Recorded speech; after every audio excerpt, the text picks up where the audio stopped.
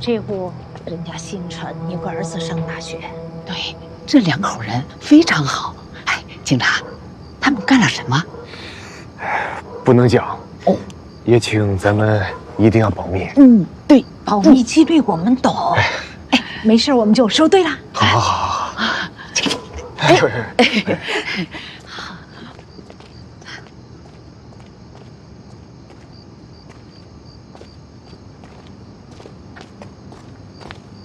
没叫支援？不用，就这家。对，你不是说？那我去看看有没有后门。不用，一起来吧。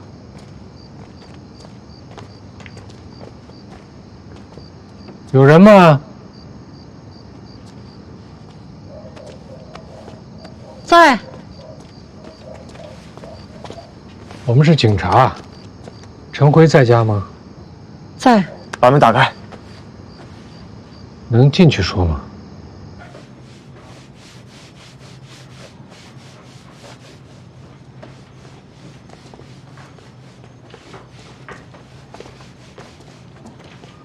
陈辉呢？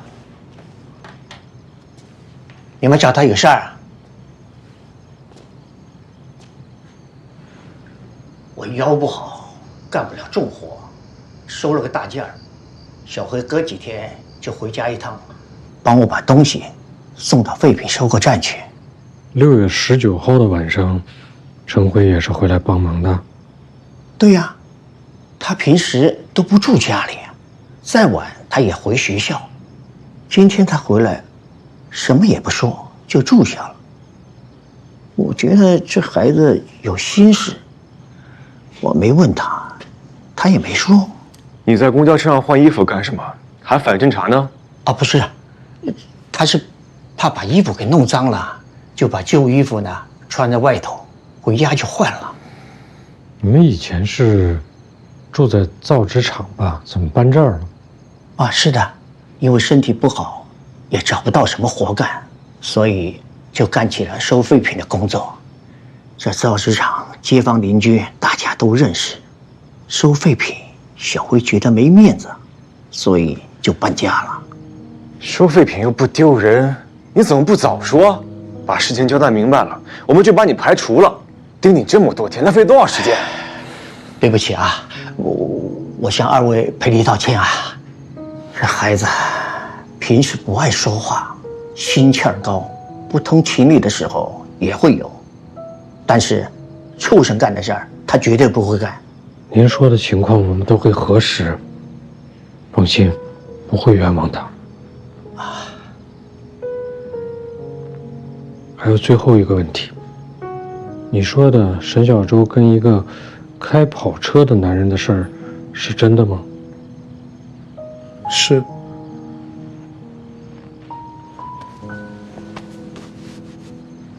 好。两位同志，忙这么晚吃口饭吧。不用了。没什么好饭，多少吃点儿，别白跑一趟嘛。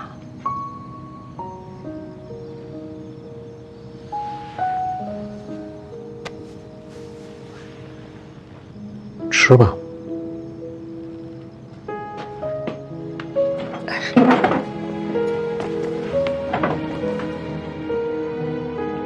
不会就我们俩的吧？都有都有。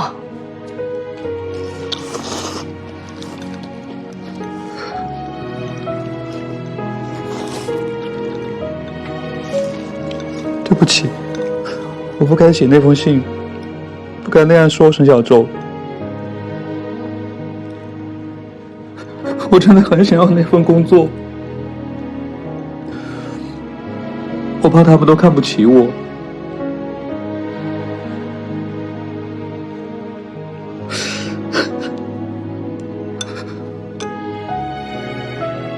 他们看不起你，是他们的错。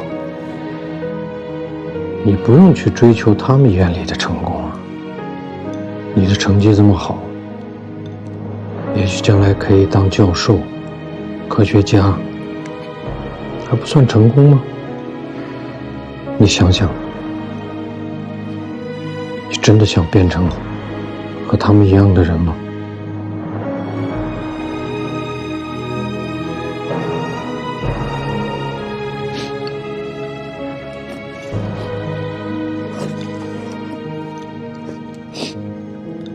你相信他吗？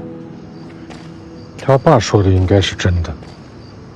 查一下19号晚上大路上的监控就知道了。你是不是同情他们？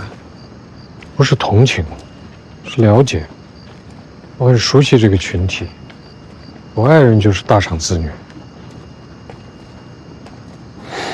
要不是陈辉，线索又断了。也好，好什么？至少到目前为止还不是那种案子。哪种？为了挣一口饭吃，一个老实人杀了另一个老实人。杀人案就是杀人案，谁杀谁都不行。你说的对，但总有些案子让人心里特别堵得慌。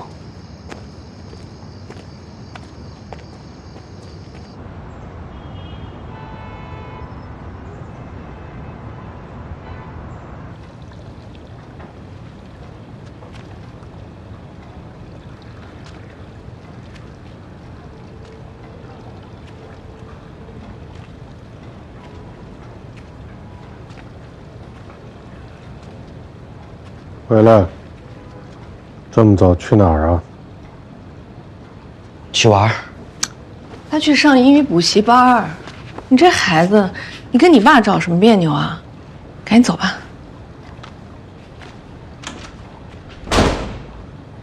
醒了？昨天晚上几点回来的？怎么不进屋里睡啊？回来的晚，还吵醒你。他吃早饭了吗？没有啊。我也是怕吵醒你，我就没做。没事儿，让他出去吃吧。一会儿跟那个补习班老师打个电话，看他去没去。你怎么防儿子跟防贼似的？到家了就别在警察那一套了。你不知道啊，现在这年轻人为了个面子，改个警察咋了？哟！这今天怎么了？啊？当着长辈开始抬高自己的辈分了？你别忘了，你也是年轻人。当年啊，把面子看比天都大，牙都被人打掉了，还硬在那跟我说：“哇，他和他哥哥。”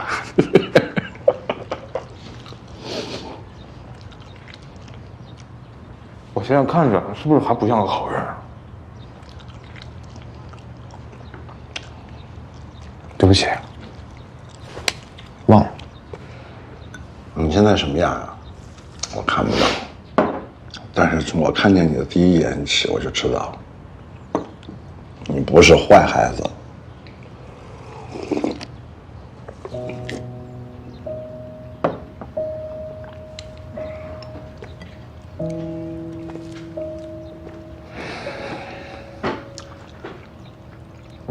小时候在农村寄养，天天挨打，我妈一年回不去几次，看我一眼就走了，我都不知道她是谁。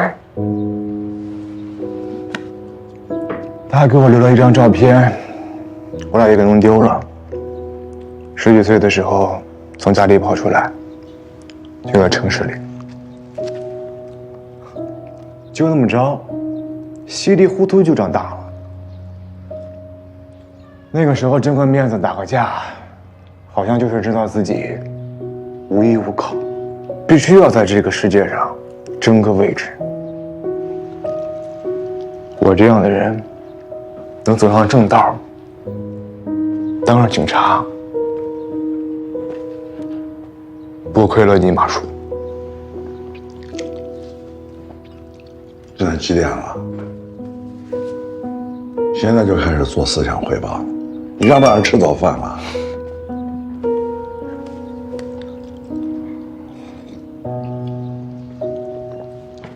你自己吃，我走了啊。路上慢一点。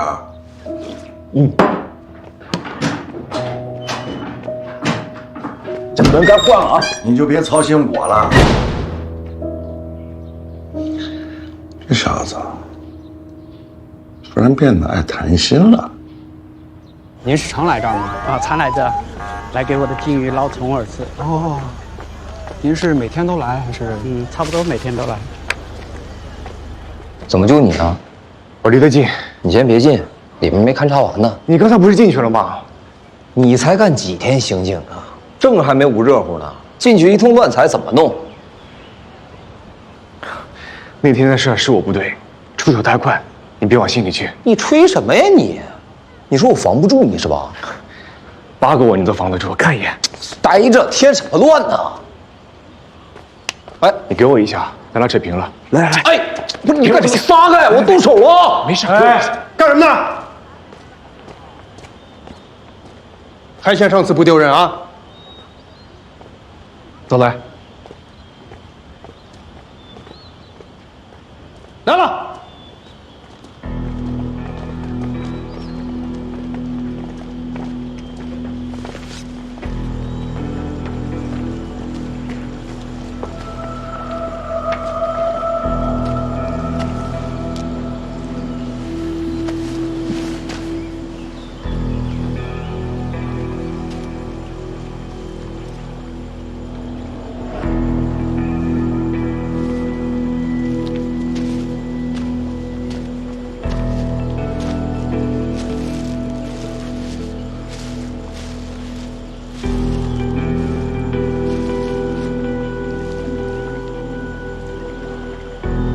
左脚。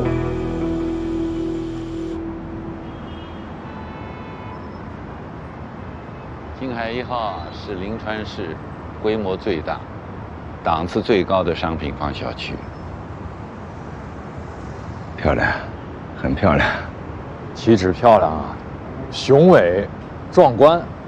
李总，这海景无敌了。这只是第一阶段的小目标。等将来啊，3期、4期、5期，跟这儿连成一片，可以顶一个小城市了。开个玩笑，啊，都能叫金海市了。不错不错，真不错。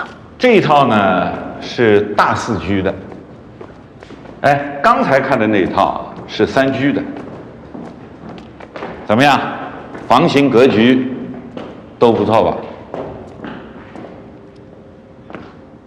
这套留给你了，你跟你老伴儿住，还有一套呢，给你闺女留着。同一栋楼啊，吃个饭串个门也方便，但是都有各自独立的空间。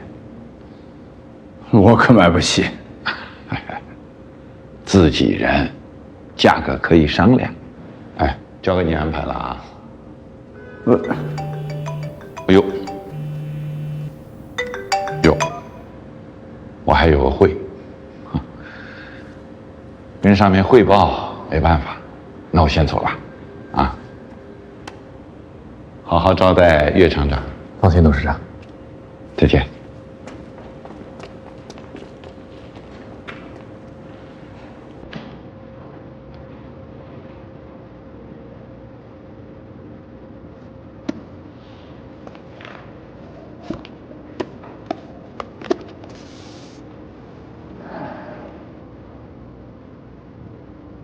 不会。找我来到底要说什么呀？不会是让我来看样板房的吧？房子怎么盖，我可不懂啊。哎，不懂可不行。旭日厂将来就是金海3期，怎么盖得听您的意见。你们不是说要盖别墅吗？当然要盖别墅了。旭日厂的位置比金海1号还要好，不盖别墅怎么对得起这黄金位置呢？临海的地方要配置私家沙滩，再打造几个网红景点，大有可为。可惜出了命案。现在的人也是迷信，越有钱越迷信。你说这事儿要传出去，能不影响价格？肯定影响啊。所以，叶厂长，旭日厂职工的安置计划可能需要研究研究。是不是就不要原地安置了？等2年，安置到城北。不要再压缩金海3期的盈利空间了，好吗？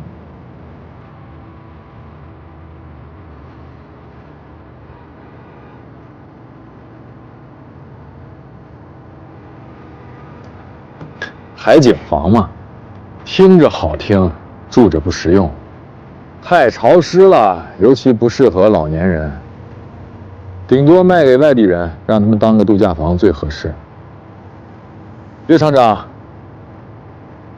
就这情况，你看有没有做工作的可能性？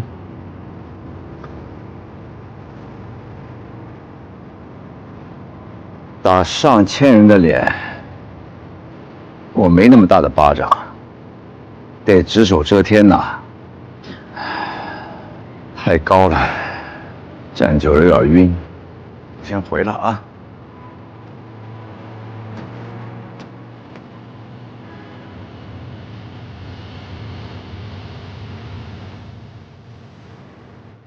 死者的身份查明了，贾贝贝，外地来本市务工人员，没有固定工作。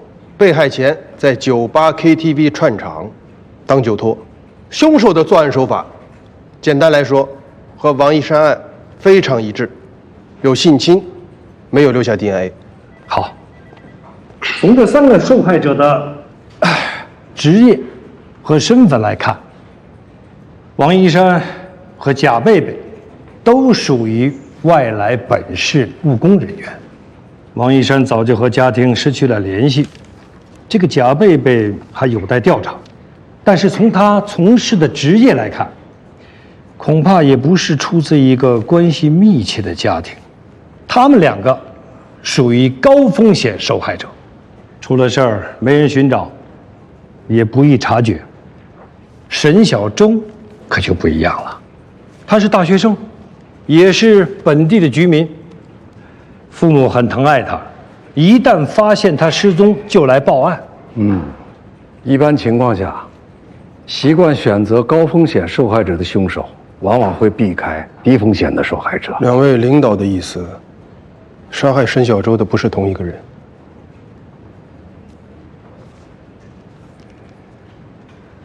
林海平，你说说。我想等等老郭做的检验报告。不是检验完了吗？我让他新做了一个检验。哎，验什么？后面来，工头，哎，来，验出来了。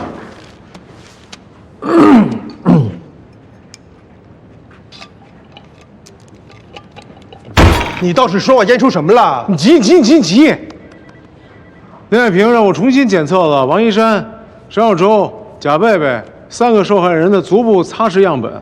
我呢，从表面皮肤和指甲缝里，也确实提取到了一些微量建材。验出 DNA 了？没有，这是化学检测，不是生物检测。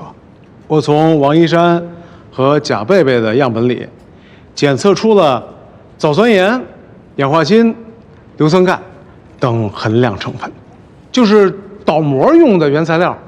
你比如说，做个角膜，得先是液态，倒进容器里，把角覆盖好，凝固之后，打开，取出角，再倒入硅胶，成了。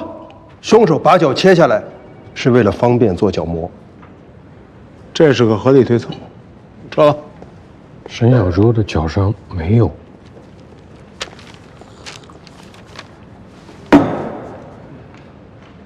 秋杰，是不是不该并案呢？并就并了，成立专案组，不必随意的撤开。沈小舟一案虽然可能有其他凶手，但是共同点是非常显著。我想，要是再查下去，两案说不定会出现交集。那就一个案子两个方向，是不是同一个凶手？查到底为止。啊，老赵，你查王一山和贾贝贝，有必要的话，请省厅的专家做一个凶手的心理画像。是。你查沈小舟，人手可能要分走一些。我跟那边。你想跟哪边？我跟连队。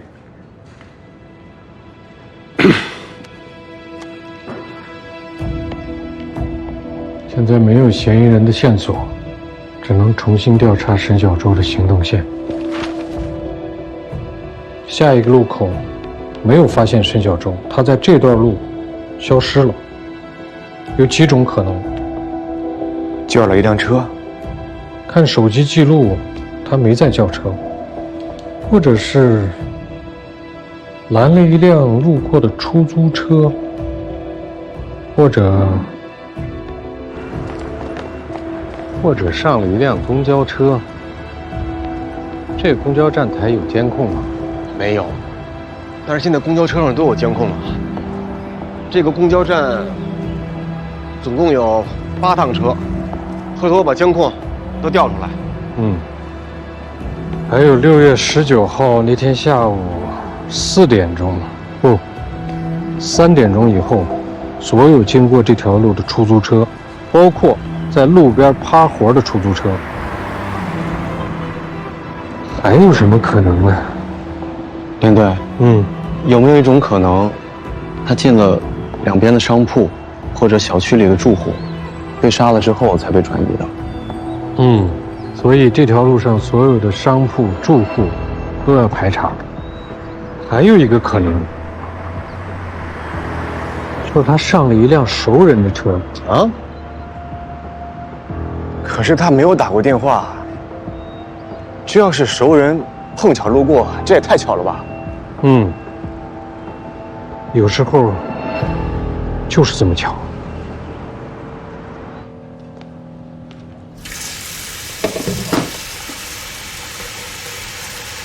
你去问问，哪儿能买到好一点的墓地，风景要好。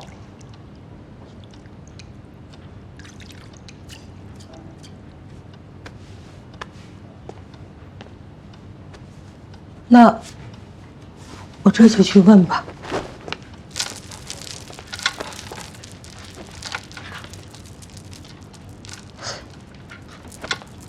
咱买过墓地，买过墓地，是理财产品，说是经营墓园的。咱们可能上当了。我去要过，那个理财公司现在连本金都拿不出来，好多人正跟他们闹呢。那墓园呢？就是空口白话，连个影都没有。本来是想告诉你们的，可你们家出了小周这个事儿，我不能再给。老沈，你别急，你们这钱我们赔。咱们拿不出来，咱家投的更多。我来想办法，总不能让小周没有个安身的地方吧？沈叔叔，有一次小周开玩笑说，他将来老了不要墓地，他的骨灰、花儿、杨树都比埋在墓地里强，还省钱。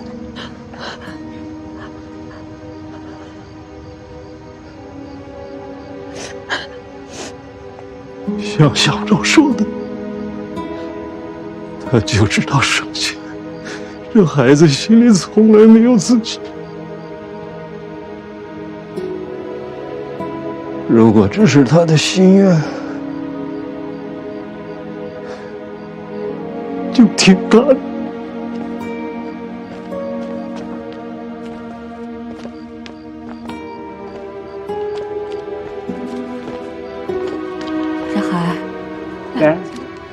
起来回家了。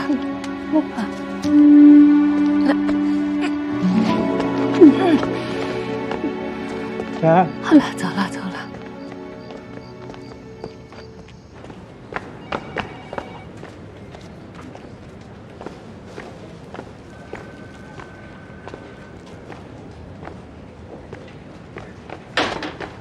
专家给的凶手画像也太笼统了吧？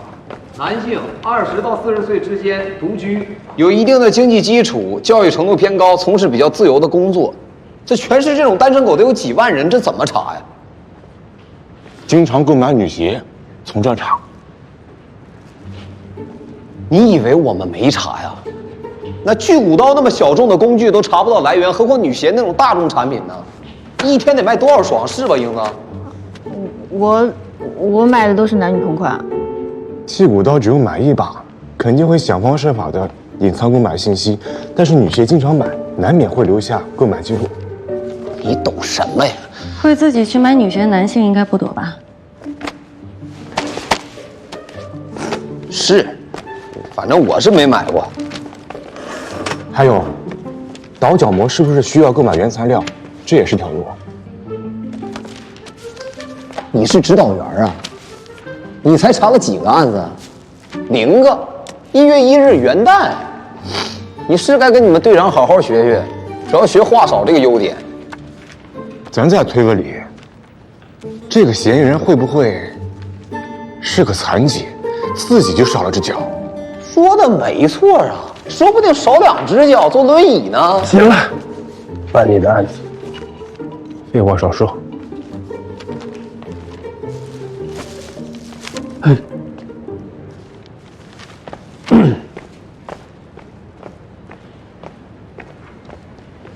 你对这类凶手感兴趣？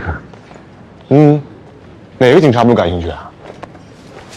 你对这类凶手的认识来自哪里呢？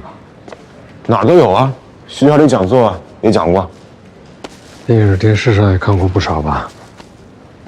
编的是挺好看的。不过这么多年，我从来没见过一起命案是凶手费尽心机设计的让人摸不着头脑的，也从来没有哪一次破案是纯靠推理推出来的。其实我们破案主要还是靠4个轮子、2条腿、1张嘴，是枯燥的重复劳动。我知道。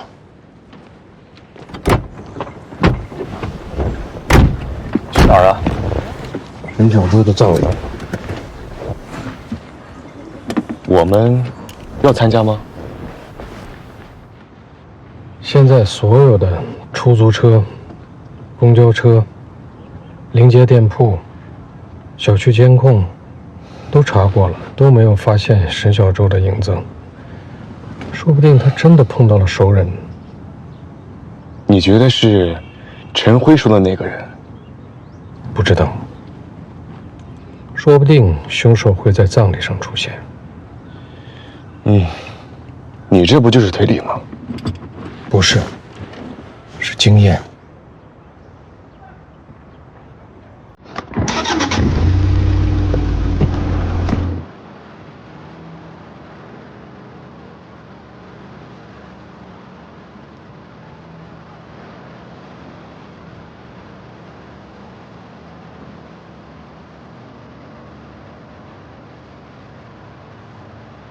嫂子呢？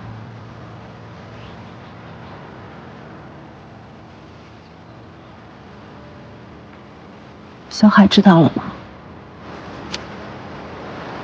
他不知道。选这个地方，民政局同意了，厂里不少人都去求情了。谢谢。放假了，好多同学都是从外地赶过来的。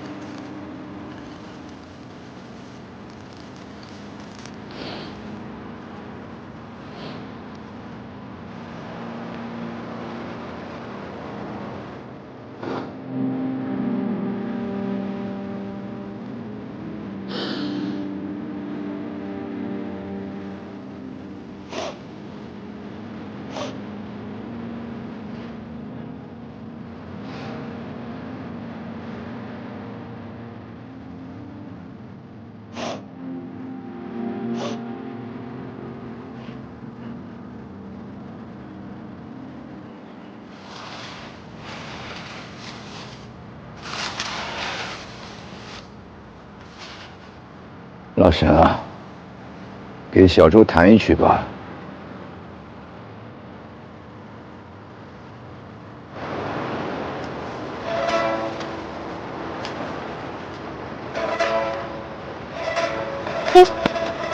雪啊，雪，小孩来，雪啊，雪，过来过来，他们在演节目呢啊，人多得很，我们不去，不去。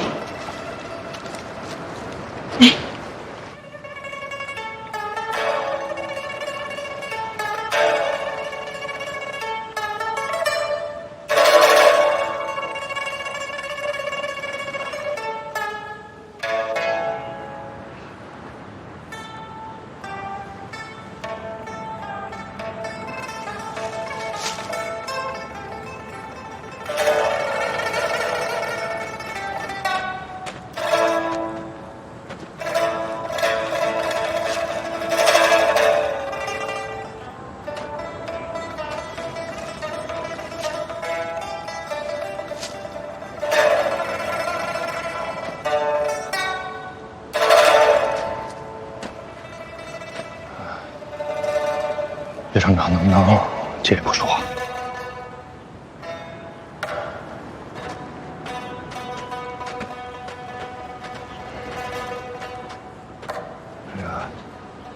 这个麻烦您交给小周的父母，因为我刚给他们不要。你是？我是本来小周要入职了玉成公司，这是公司的一点心意，劳烦您。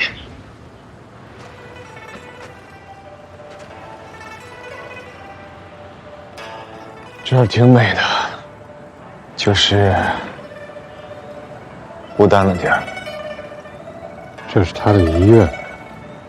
洒脱的人不怕孤单。你怎么知道他是洒脱的人？他看着像。像谁？像洒脱的人。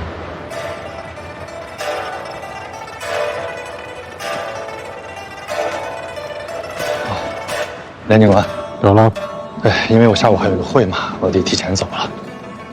上次酒店那个事情，我希望您替我保密。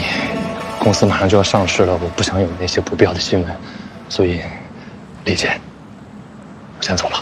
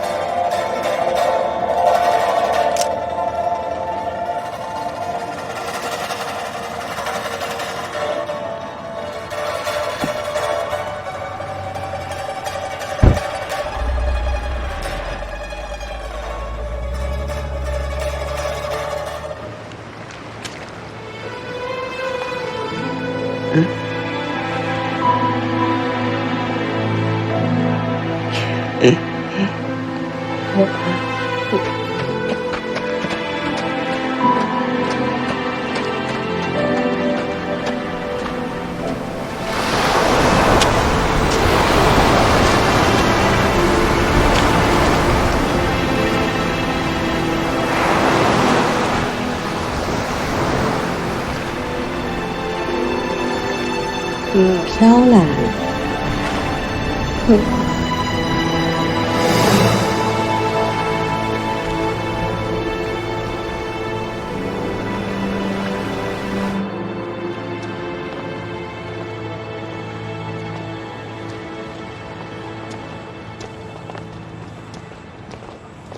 等等，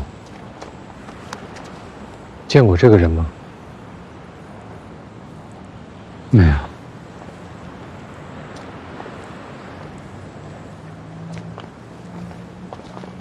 我认识这个人。他是谁？他叫张浩洋。沈小周男朋友？不是，他喜欢小周，但不是男朋友。上次问你，你怎么不说呢？不是男朋友啊，喜欢小周的人多了，我们系里就有好几个呢。他喜欢沈小周，但是沈小周不喜欢他。也不是不喜欢，就是。他们是朋友吗？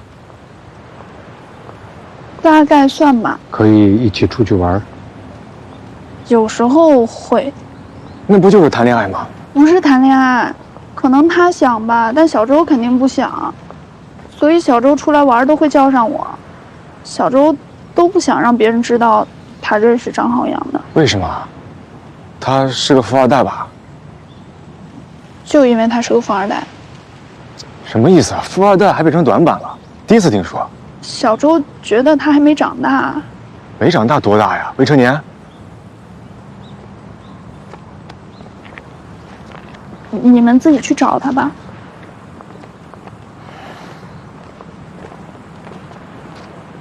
他喜欢沈小舟，沈小舟不喜欢他，这是个强动机啊！多少案子，都是因为这个。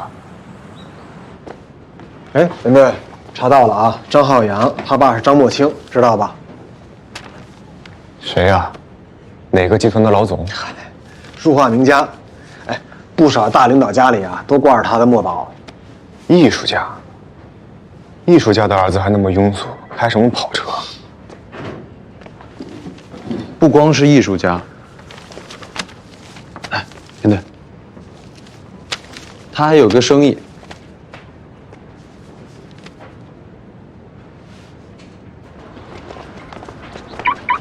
谁开？哎，我来，我和我就学过。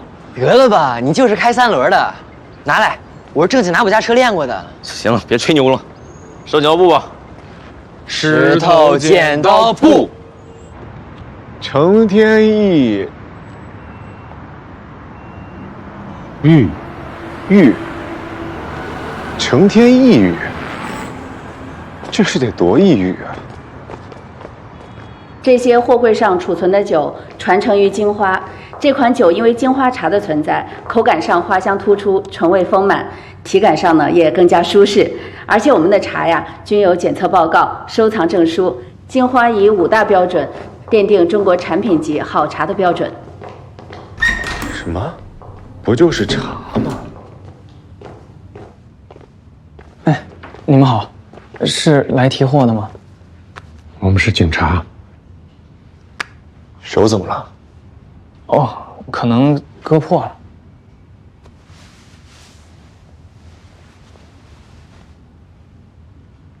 你跟沈小舟最后一次见面是什么时候？就是他出事那天嘛，那天下午。几点钟？大概3点吧。我去学校找他，然后他有一个社团活动刚结束。找他干什么？就是他不是第2天要离校回家吗？然后我就问要不要送他，然后他就说不用，我们就分开了。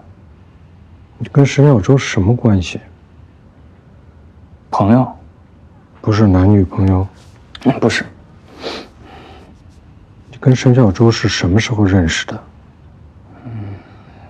就是去年我爸捐了一批书画给南方理工，然后在那个捐赠仪式上，小舟作为学生代表弹了一首琵琶曲。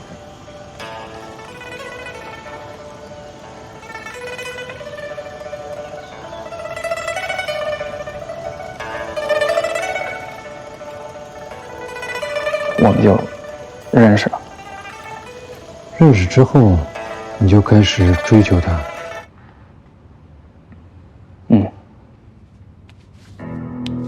你差不多行了，换我，快，靠边靠边，就你，得了吧，展开我还不敢做呢。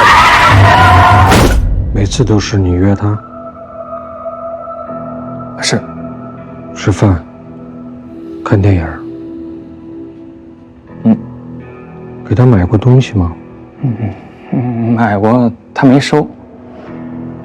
你想跟他进一步确定关系，他不同意是吗？是。为什么？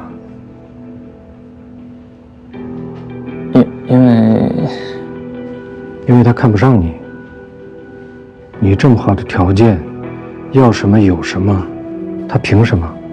从去年追求到现在，就是不想跟你确定关系。是在溜着你玩吗？愿意跟你约会、吃饭、看电影，就是不愿意跟你进一步的确定关系。不知道这个女孩心里在想什么。请不要再说了。她是在打击你的自尊吗？故意给你心理上的劣势？不是，小周不是这样的女孩，是我配不上她。你配不上她，这是她说的吗？不是，小周从来没有说过这样的话，是我不够优秀，然后我不知道自己想要什么，我没有目标。小周是不会看上我这样的人的。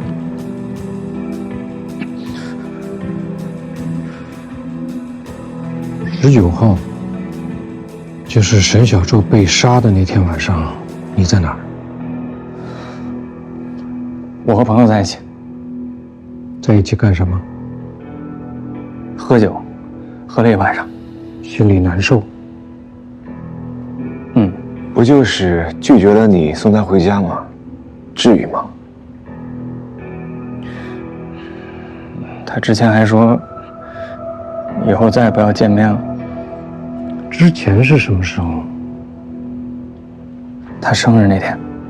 他生日？5月30号。他生日那天，你向他表白了？哎呀，我是真傻呀！我要是不说那些话的话，没准还能继续做朋友呢。那你为什么19号还要去找他？我想见他，我忍不住吗？你们是怀疑是我？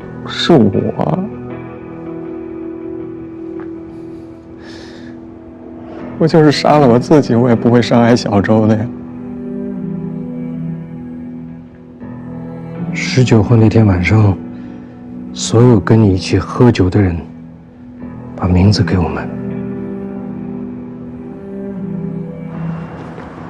感觉像演戏，他装的吧？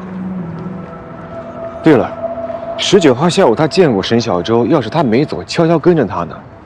所以沈小周在那条路上碰到熟人，没准就是他。查查监控里有没有他的车就知道了。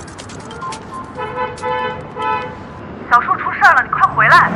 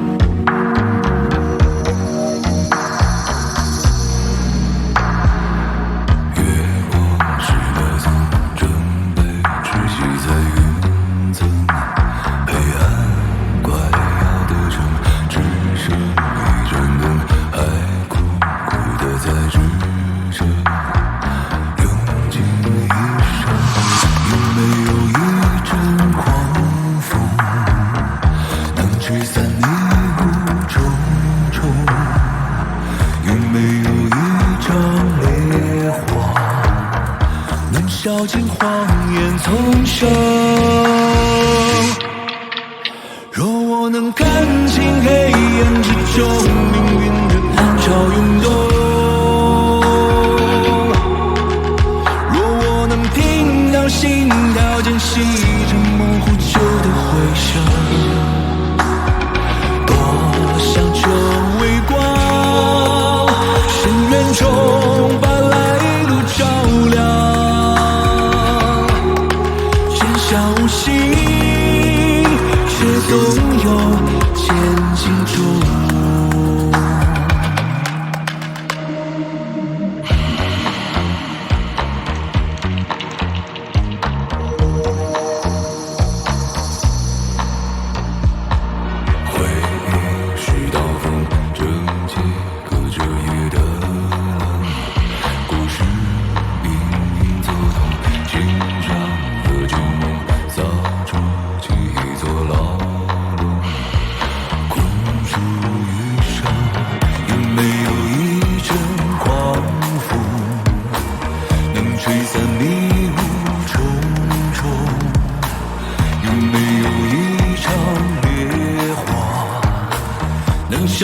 光。